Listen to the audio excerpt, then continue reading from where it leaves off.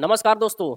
ये ऐसा टॉपिक है जिसमें कुछ बच्चों को तो टॉपिक का नाम ही नहीं लेने आता कि इस टॉपिक को कहते क्या है। बस पूछो कि क्या पढ़ के आओ तो कहते हैं कुछ कुत्ते बिल्ली है। भैया सिलोजिज्म, सिलोलिज्म, सिलॉग, ऐसे टॉपिक के नाम बच्चे हमेशा कंफ्यूज रहते हैं। लेकिन छोड़िए नामों में क्या रखा है, हमें तो क्वेश्चंस बनाने आने चाहिए। तो चलिए क्वेश्चन देखते हैं कि हमारे पास सिलॉग के क्वेश्चंस कैसे दिए हुए हैं। हमसे कह रहा है कि सभी गैबियन दीवार है। भैया ये सारे गैबियन है और सारे गैबियन को हमने दीवार बना दिया। फिर हमसे कह रहा है भैया सभी कंक्रीट दीवारें हैं, तो मेरी सारी कंक्रीट को भी दीवार बना दो।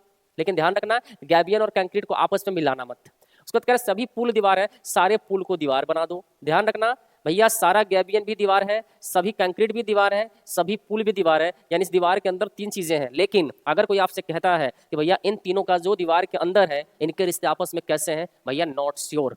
ऐसे क्वेश्चंस बनाने के लिए कंसेप्ट आपके क्लियर होने चाहिए। इन तीनों का आपस में कोई भी क्लियर कंसेप्ट नहीं है। हमारे कथन ने ऐसा कुछ नहीं कहा हमसे। अब आओ कंक्लूजन पर ध्यान देते हैं। कह रहे हैं कि कुछ पूल गैबियन है। भैया पूल और गैबियन के बीच में रिलेशन क्या है मुझे नहीं पता है, तो डाउट में चला जाता है, नॉट फॉलो।